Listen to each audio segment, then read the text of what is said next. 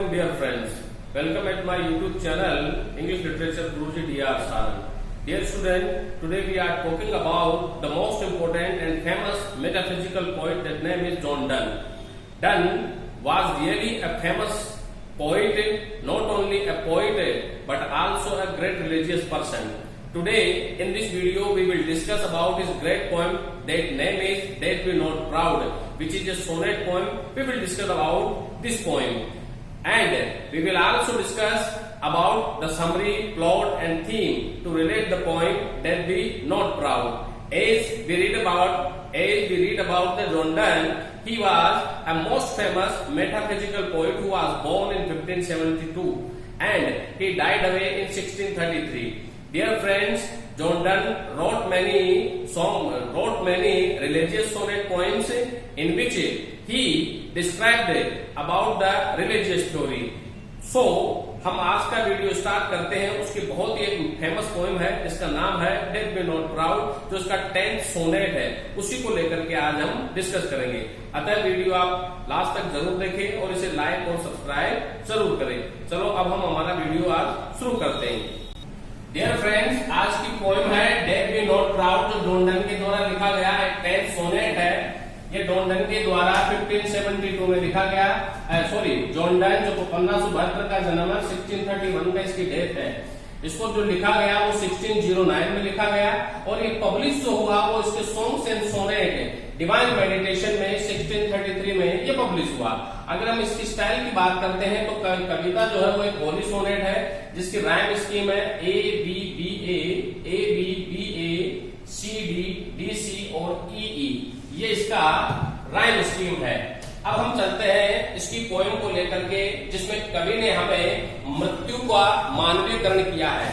In this sonnet poem John Donne wrote in the rhyme scheme and he wrote the whole poem in personification. इसमें कवि ने यहाँ पर कविता का मानवीयकरण किया है इसमें, जिसमें वह कविता को मूल रूप में देखता है और फिर कभी यहाँ पर डिस्कस करता है। तो जरा ध्यान दीजिएगा।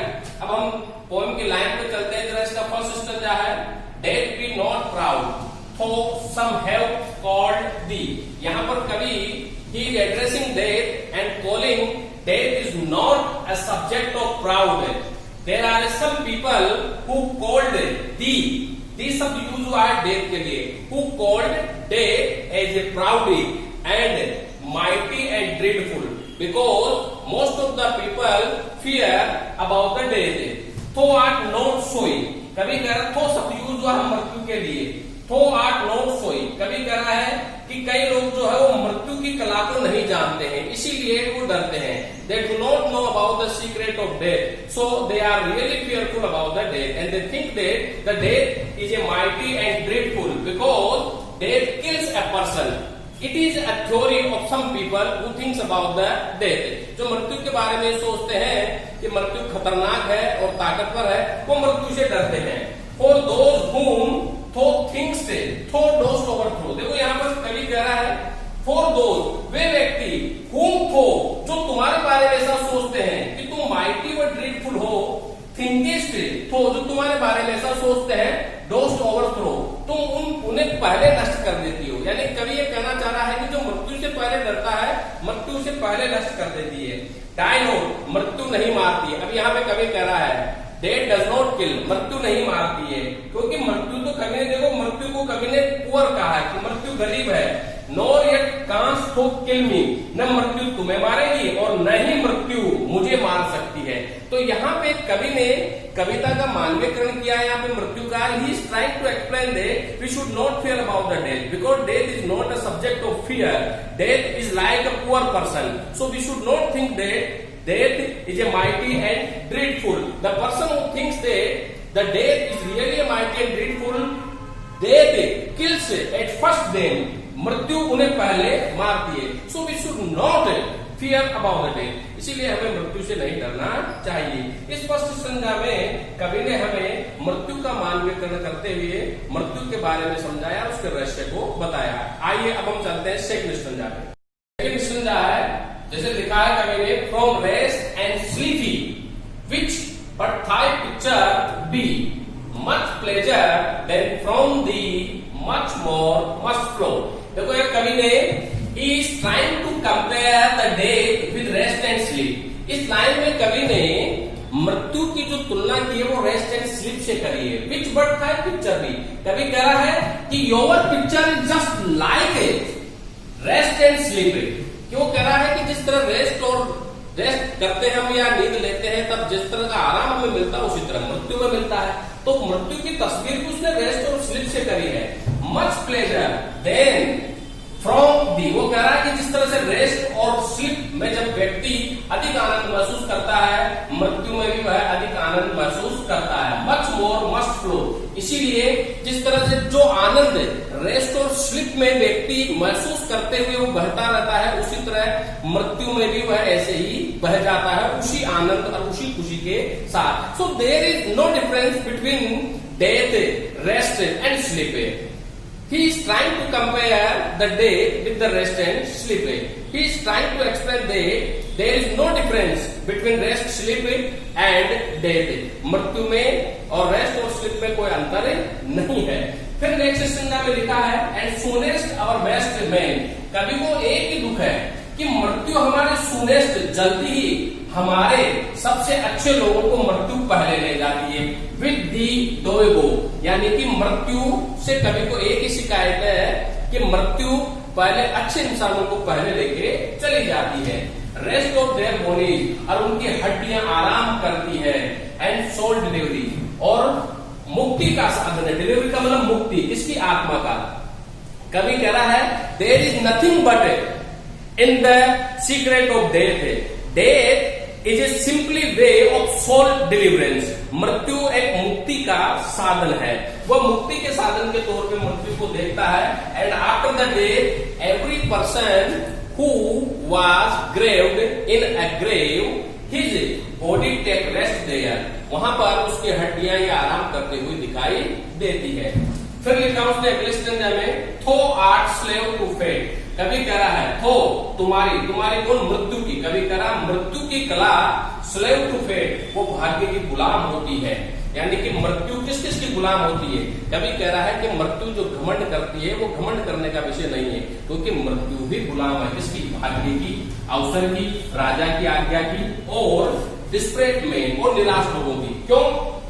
क्योंकि निराश आदमी मृत्यु को स्वतः गले लगा लेता है. इसीलिए मृत्यु जो है वो निराश लोगों की गुलाम होती है. एंड डोस्ट विद पॉइजन और डोस्ट विद पॉइजन और वह जहर की घूंट की गुलाम होती है.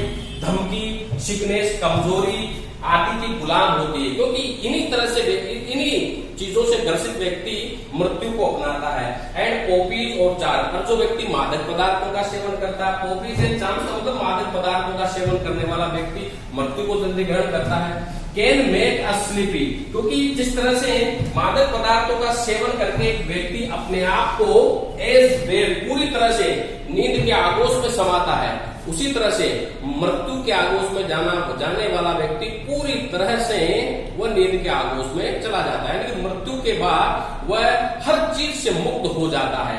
इसीलिए मृत्यु जो है वो इन सारी चीजों का गुलाम होती है. एंड बेटर देन था स्ट्रोक. और कभी कहता है कि जिस तरह से स्ट्रोक आता है और व्यक्ति उस स्ट्रोक के साथ ही चला जाता है तो कहता है कि मृत्यु एक स्ट्रोक की अपेक्षा ज्यादा अच्छी है. यानी कि कभी ये कह रहा है कि जिस तरह से स्ट्रोक आने के बाद या हृदय आघात आने के बाद व्यक्ति मृत्यु को प्राप्त हो जाता है तो मृत्यु भी ऐसी है.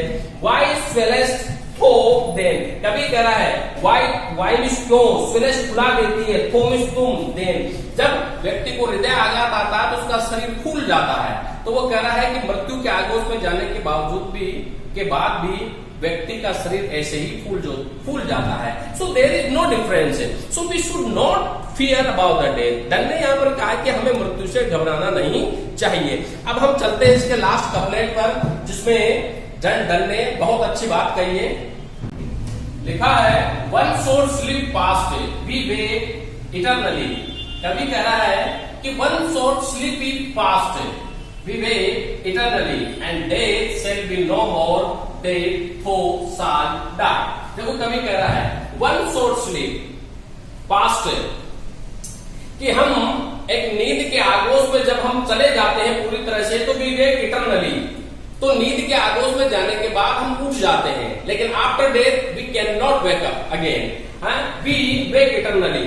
हम पूर्ण रूप से, अगर अमर रूप से हम नींद के आगोश में चले जाते हैं, हम दोबारा उठ नहीं पाते हैं, और नींद में जाने के बाद व्यक्ति कुछ समय बाद उठ जाता है। And death shall be no more, और इसके आगे मृत्यु का और भी कोई ज्यादा रहस्य नहीं है। बस मृत्यु में और नींद में यही है कि नींद में जाने के बाद व्यक्ति उठ जाता है, लेकिन मृत्यु में जाने के बाद व्यक्ति उठता नहीं है। डेथ थो शाल डाई। फिर लास्ट में कवि ने कहा है, death does not kill us, death is not a subject of fear. We should not fear about the death. Death is a way of soul deliverance. So we should be content ourselves, and we should not be fear about the death, because death does not kill us. तो इसमें मृत्यु के रहस्य को समझाते हुए John Donne ने लिखा है कि हमें मृत्यु से नहीं डरना चाहिए और मृत्यु से घबराना भी नहीं चाहिए। वो मृत्यु की तुलना केवल नींद और आराम से करता है। बस एक ही अंतर है कि नींद व आराम के बाद व्यक्ति उठ जाता है, लेकिन मृत्यु में जाने के बाद व्यक्ति उठता नहीं है। तो इस तरह से इस सोनेट में, जो एक रिलीजियस सोनेट में, जिसमें कवि ने हमें एक रिलीजियस बात समझाई है और मृत्यु के रहस्य को समझाने का प्रयास किया है। I hope you like this video. मुझे आपने वीडियो अच्छा लगा होगा आपको, आप इसे लाइक और सब्सक्राइब जरूर करें। Thank you very much dear.